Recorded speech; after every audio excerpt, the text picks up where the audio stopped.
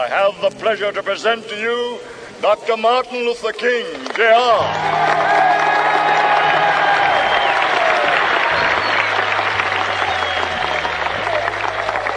I am happy to join with you today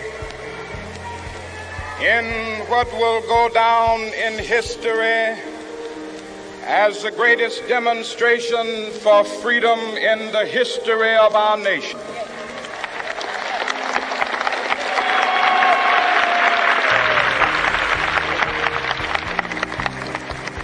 Five score years ago, a great American in whose symbolic shadow we stand today signed the Emancipation Proclamation.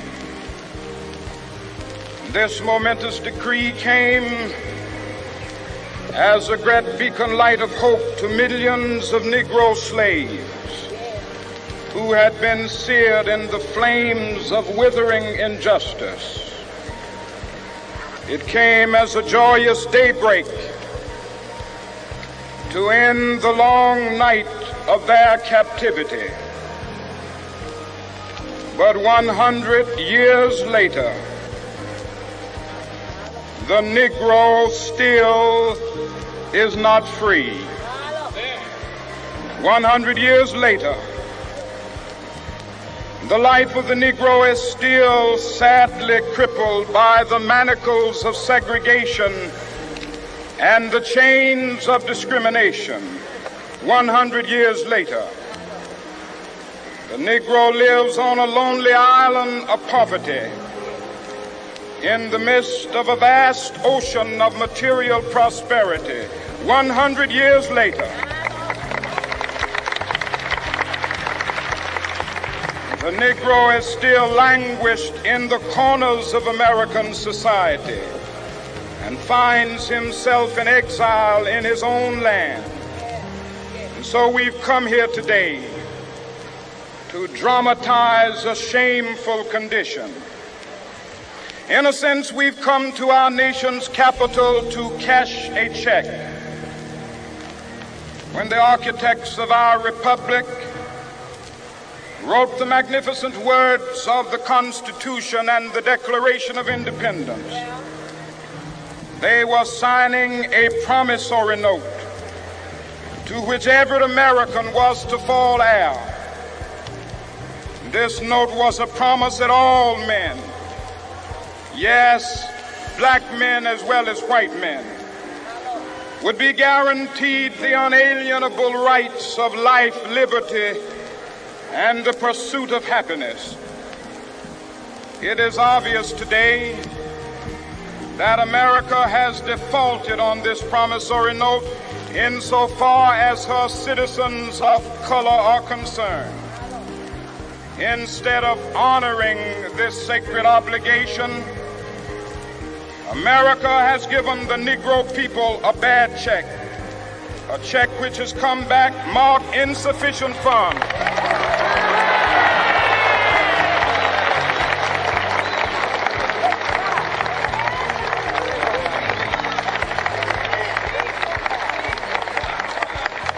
But we refuse to believe that the Bank of Justice is bankrupt.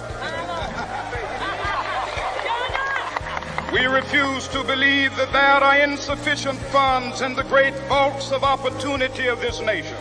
And so we've come to cash this check, a check that will give us upon demand the riches of freedom and the security of justice.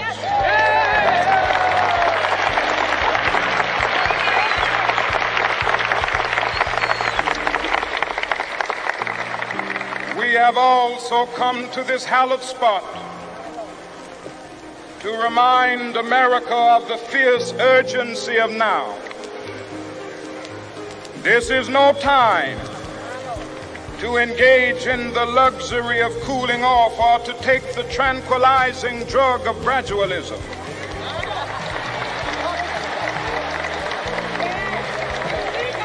Now is the time to make real the promises of democracy. Now is the time to rise from the dark and desolate valley of segregation to the sunlit path of racial justice. Now is the time to lift our nation from the quicksands of racial injustice to the solid rock of brotherhood. Now is the time to make justice a reality for all of God's children. It would be fatal for the nation to overlook the urgency of the moment. This sweltering summit of the Negro's legitimate discontent will not pass until that is an invigorating autumn of freedom and equality. 1963 is not an end, but a beginning. Those who hope that the Negro needed to blow off steam and will now be content will have a rude awakening if the nation returns to business as usual.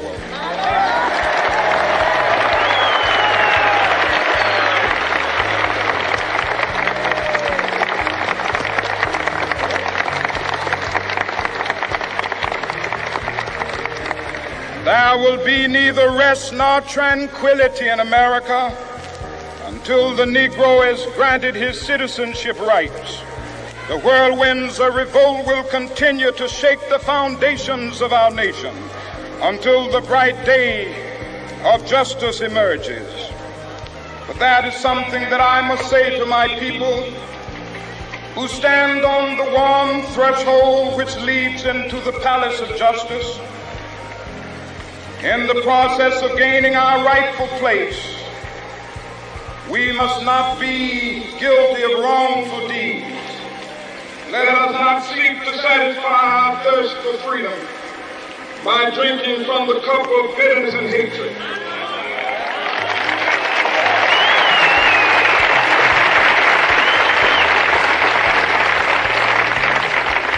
We must fail to conduct our struggle on the high plane of dignity and discipline. We must not allow our creative protest to degenerate into physical violence. Again and again, we must rise to the majestic heights of meeting physical force with soul force. The marvelous new militancy which has engulfed the Negro community must not lead us to a distrust of all white people. For many of our white brothers, as evidenced by their presence here today, have come to realize that their destiny is not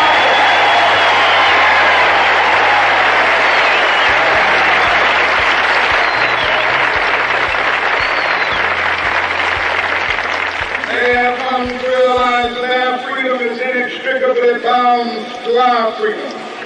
We cannot walk alone. As we walk, we must make the pledge that we shall always march ahead. We cannot turn back. There are those who are asking the devotees of civil rights, when will you be satisfied? We can never be satisfied as long as the Negro is the victim of the unspeakable horrors of police brutality.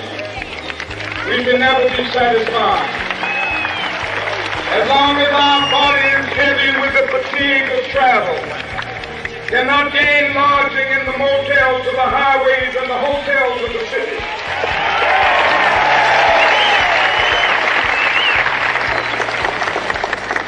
We cannot be satisfied as long as a Negro in Mississippi cannot vote and a Negro in New York believes he has nothing for which to vote.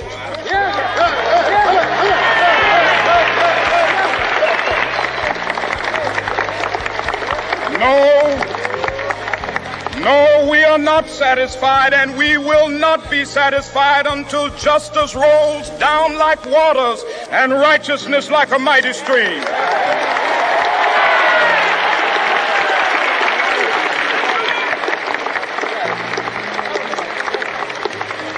I am not unmindful that some of you have come here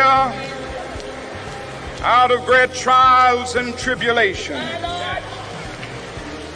Some of you have come fresh from narrow jail cells. Some of you have come from areas where your quest for freedom left you battered by the storms of persecution and staggered by the winds of police brutality. You have been the veterans of creative suffering. Continue to work with the faith that unearned suffering is redemptive.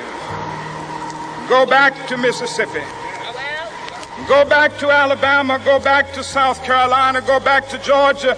Go back to Louisiana. Go back to the slums and ghettos of our northern cities, knowing that somehow this situation can and will be changed. Let us not wallow in the valley of despair. I say to you today, my friend,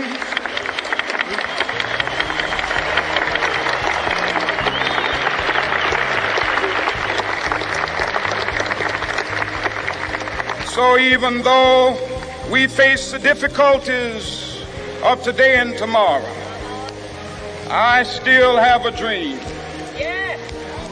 It is a dream deeply rooted in the American dream. I have a dream that one day this nation will rise up and live out the true meaning of its creed. We hold these truths to be self-evident, that all men are created equal.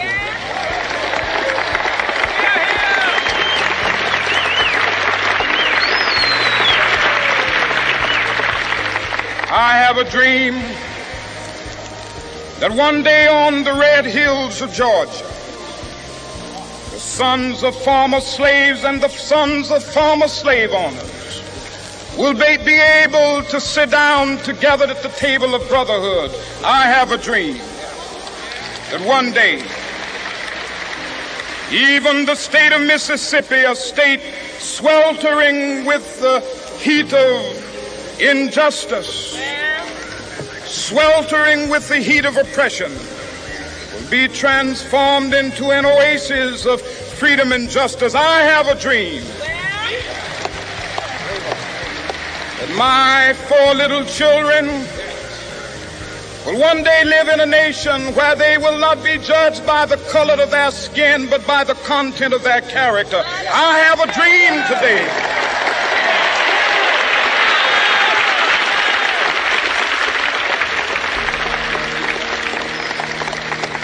I have a dream that one day down in Alabama, with its vicious racists, with its governor having his lips dripping with the words of interposition and nullification, one day right there in Alabama, little black boys and black girls will be able to join hands with little white boys and white girls as sisters and brothers. I have a dream today